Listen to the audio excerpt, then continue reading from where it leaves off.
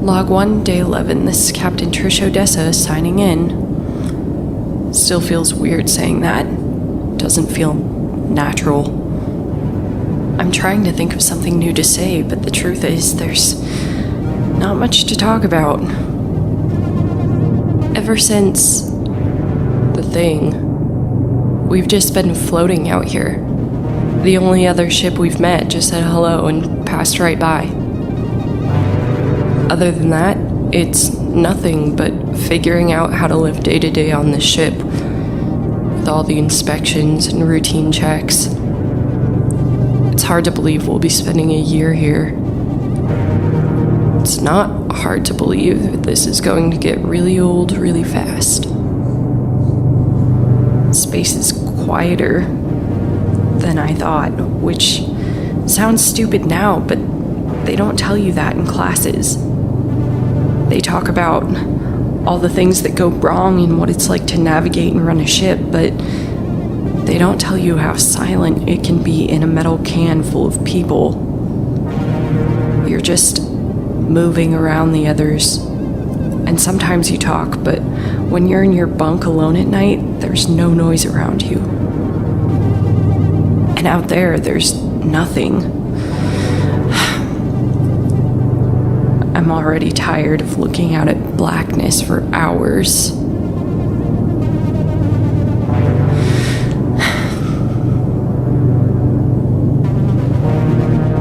I guess I shouldn't complain. I shouldn't be bored. I have plenty of things to do. I have a whole crew to learn how to captain. There's more details to look after than I thought. And it's a lot harder when your crew is being difficult. You know what? I'm not even going to try to make it sound any better. My crew just isn't listening to me. And you know what? I don't think they're even trying to be subtle.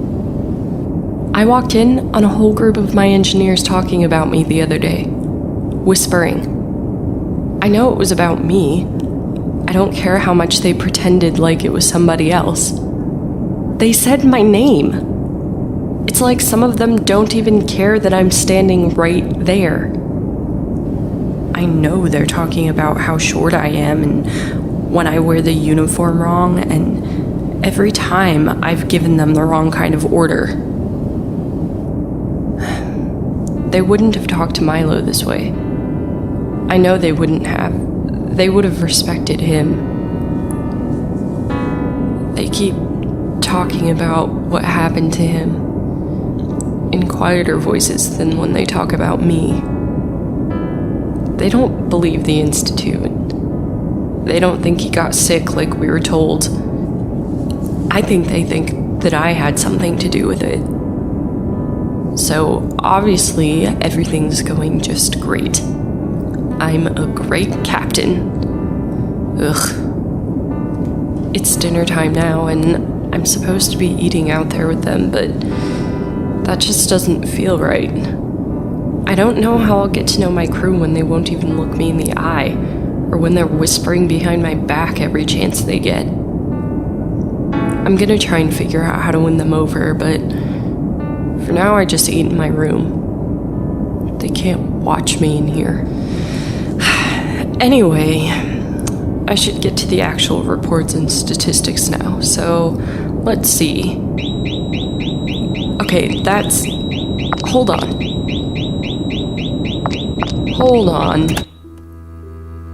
So, we're in lockdown now, which isn't something I ever thought I'd get to say. Almost 2 hours ago, our sensors detected something coming towards us. It couldn't tell us what, it's just this big mass on the screens. We try to make contact, but it doesn't respond to anything. I don't think it even picks up on our signals.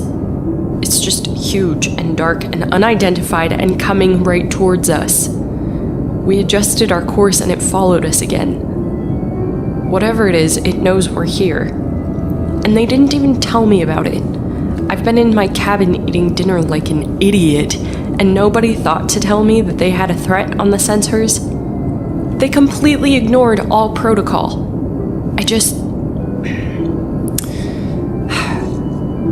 anyways.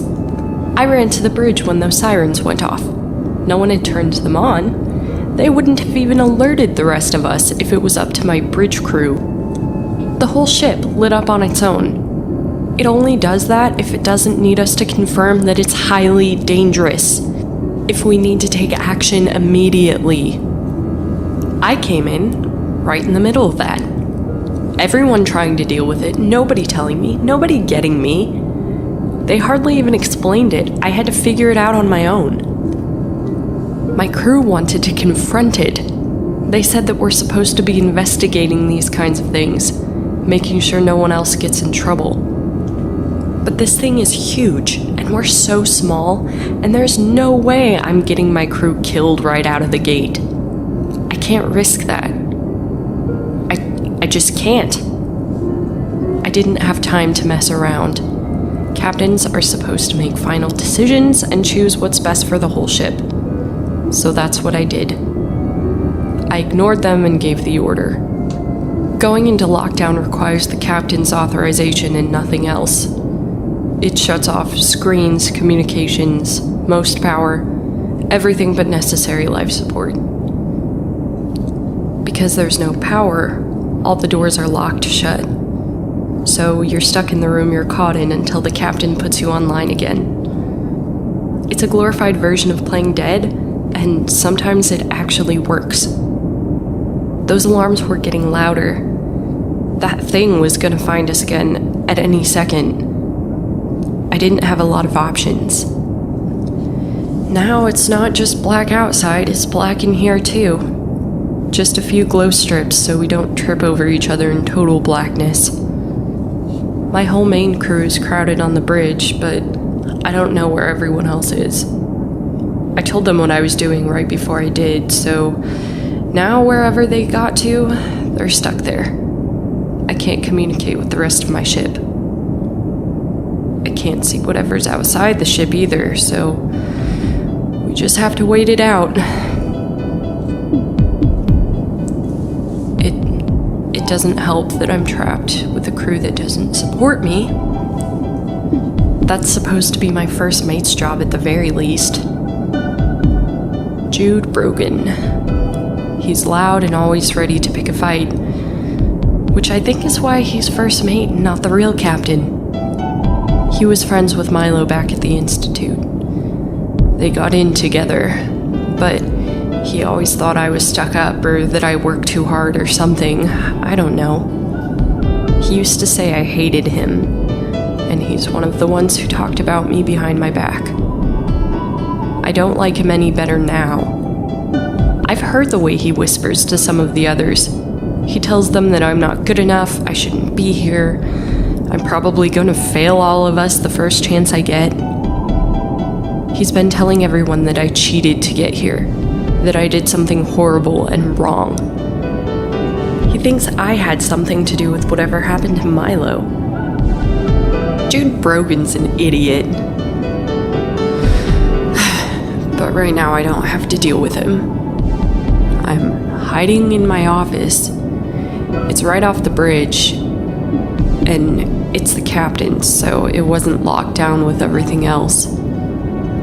It's only about the size of a closet, but it's better than being out there with them. The door is glass. That's so I can keep an eye on my crew, so there's total transparency between us, or whatever. But right now it's really just letting them all glare at me. I should be out there with them, and they all know it, but I just need a minute. I need to figure out what I'm gonna say, what I'm gonna do. I need to calm down, not panic. I have to keep my crew under control. And the second they see I'm afraid, they're going to take over, which is something I can't have. Is there anything else to say to them? They're gonna be angry with me no matter what I do. And now I've made us a sitting duck for whatever's out there. I'm not even trying to fight back. This is just a test. It's a strategy game, like the games on the computers back at the Institute. The ones I was horrible at because I always rushed into things when I should have stopped to think about it. Milo used to get me to do them with him for fun. He always put thought into every move. And every one of those moves got him closer to winning. I don't think he lost once. He used to say that the key to winning was to know what you were up against, to know how it thought. He knew me, so he always beat me. And he played the computer so many times he could anticipate how it processed the game. Every time, it was easier for him to win. I really hope the key to winning doesn't apply here. I don't have time to doubt the decision I've made. I don't have time to reverse it. It's easier said than done with all those kids staring at me out there. They can all just deal with it. They're not the captain, I am. Yeah, that's right. Just deal with it. You can't hear me right now, but I'd see it to your face anyways. I'm the captain, and there's nothing you can do about it. Losers. It's a lot easier to say that than go out there and actually talk to them, which is probably the point. And maybe I should have something to say before whatever's outside finds our ship and kills us all and we fail out of the project. At the very least, I owe them an apology. I hate tricks like this. I'd rather it be something I could shoot at. Waiting isn't good. It makes me think about it, and I'm not good at that either, so it's just this circle of things I'm not good at. And I don't have much to say after all, because I'm horrible at this. They're all still staring at me. Jude is waiting for me to come out. He keeps saying things to the others and looking back at me. I want to tell him I know what he's saying. I know what he's saying about me and about Milo, the Institute, the whole thing. I know he's going to try and take control if he can. Milo is the only person he respected, and now Milo's gone, and it's just me. Me and a bad combination of scenarios that I'm not equipped to deal with, and I just... Oh, come on. They're banging on the glass, pressing their faces up against it, trying to get me to come out. I can't hear what they're saying well, but I can read their lips. Okay, I get it. Jeez, I get the point. I'll come in a minute. I'm coming. Ugh, they won't stop banging. They're gonna break something if they're not careful. They don't have any respect. They can't give me any space. They should respect me. I'm your captain. Give me just a second. I don't have anything to tell them. I don't know what's out there or if it's coming. All I know is what's right in front of me right now, and that's a bunch of idiots banging on my door as hard as they can until I come out of my office. I don't know what they think they're doing, but it's not helping. Okay, they're not gonna pressure me into going out there. I'm not gonna go out there and talk to them until I'm ready. I'll just ignore them for now. It could be another ship that's out there, couldn't it? It could just be another group of students sent to attack us or talk to us and something's gone wrong. Or maybe they're just minding their own business and this whole thing is a tricky mess. They could be just as scared of us as we are of them.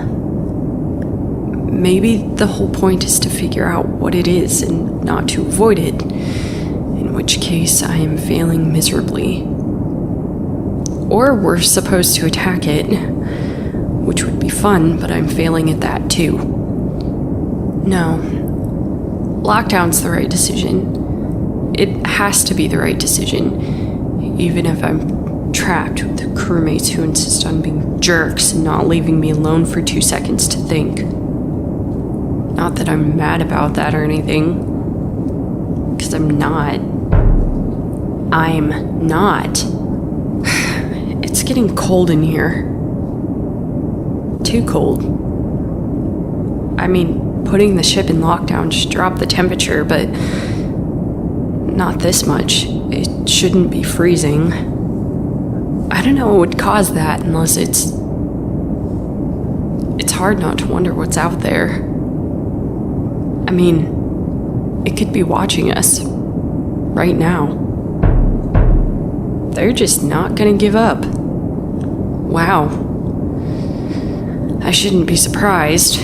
Jude doesn't give up easily. The last time we were in lockdown together, it was a simulation. One of the Institute tests to make sure we knew how to do it, and he lost patience. He actually... Hold on. Everything stays off in lockdown. The system overrides your passcodes and it won't let you access computers or even outside sensors. The smallest thing could set off heat or send a ping out into space for anyone to pick up on. And when you're hiding from something, that's the last thing you want. The whole goal is that no one is going to turn on a computer and send a ping out into space for whatever you're hiding from to pick up on. So they remove the temptation from the whole crew. But I'm not the crew. I'm the captain. And if I want to see what's out there, just for a second, I definitely won't, because that breaks protocol and all the rules, and you're just not supposed to do that. So that's not what I'm doing. I'm definitely not planning on overriding the lockdown and accessing some outside sensors, even though I could technically do that because I'm the captain and I have that ability. That would be irresponsible. If I did, though, which I won't, there's a good chance that just accessing the sensors wouldn't send out anything. It would just bring me information about what's out there. And if I did, I would be smart enough to hide behind the stupid captain's desk where my crew can't see me through the door. And I would do it on my personal datapad, so it's not really in the ship logs. And I would just... Okay, so it looks like I'm definitely not accessing the outside cameras. And... it's there. It's right there. So I looked, and whatever it is, I still don't know, but it's dark. Dark and huge, and it's just floating there. A hunk of metal in the black. It's almost hard to see it. I don't know if it's a ship or a machine or something else. I don't know, but it's right there. I should tell the crew. But that would only make them panic, right? I don't even know what we could do about it. Going dark didn't help, and we don't have any information. There's not much we can do. Whoa. A light just turned on. Not here. On the thing. Whatever the thing is. It's close, and there's a light flickering out of it. Blue light. It's gone again. No, it's back. Off and on. It's blinking. It's blinking like a signal. Like a message. Oh, wow. It's trying to tell us something, I think. Trying to tell me something. Maybe it's trying to communicate. It could be another crew. A crew in trouble trying to signal for help. That would make the most sense, wouldn't it? They didn't answer our communications, but they could be dead in space. They could need our help. Or it's a trap. We're supposed to think it's another crew. Those strategy games, the ones Milo loved, Things were never as simple as I thought they were. I wanted it to be something I could save or shoot or run away from even. But things had layers, and usually things were tricks. I've run into things I should stay away from and stay back when I should move forward. Everything's a trap and nothing's a trap, and I'm the only one who knows about this right now. It's blinking again. On and off and on and off. Still blue. The only light in all that black out there. It's kind of beautiful. I really don't know. It's the Institute. It's the project. They're not known for making things easy. Whatever this is, it's a test, and I have to ask the obvious question. Does knowing it's a test affect how I'm gonna act? Is that gonna skew the results? Is that gonna make me do something stupid? Being a captain is about making hard choices. They drum that into you enough. I haven't been captain for very long, and I didn't train as one, but I still know that. I saw how Milo learned, and I see how I'm being treated now. I read the instructions and orders they gave me before we launched, and I'm seeing what they're giving me now. I don't think that's students out there. I don't know what else it could be. I don't trust my crew either. I think Jude is planning to get rid of me and take control, where he feels he should be. I think most of them believe that there's something not right about me and that I'm not who I say I am. That I know something I shouldn't know. They might be right. But I could sit here all day and know nothing. They're out there knocking on the glass. Still. Wouldn't be surprised if they break it down eventually. And I'm just sitting here like an idiot, staring at this blinking blue light. It's not going to give me any answers. It's not saying anything in itself. It's just a stupid light for a stupid test. And I'm not willing to fail that test. Not yet. This is Captain Trish Odessa ending her log for now. I'll update the record with more information once I have it.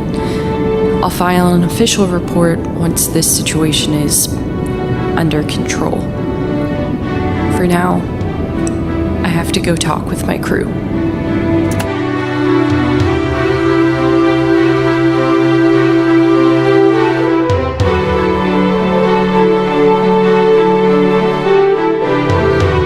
Bright Eyes is written and produced by Amy Meester. You can find her on Twitter at @TheAmyMeester. The voice of Trish Odessa is Sydney Fontaine. Follow her on Twitter at Sydney Fontaine. Music by Cyrus Fontaine. To hear more of his work and to find original Bright Eyes pieces, look for him on Bandcamp or go to @CyrusFontaine on Twitter. For more info on the podcast and creators, or to find us elsewhere on the web, go to www.brighteyes.podcast.wixsite.com/brighteyes.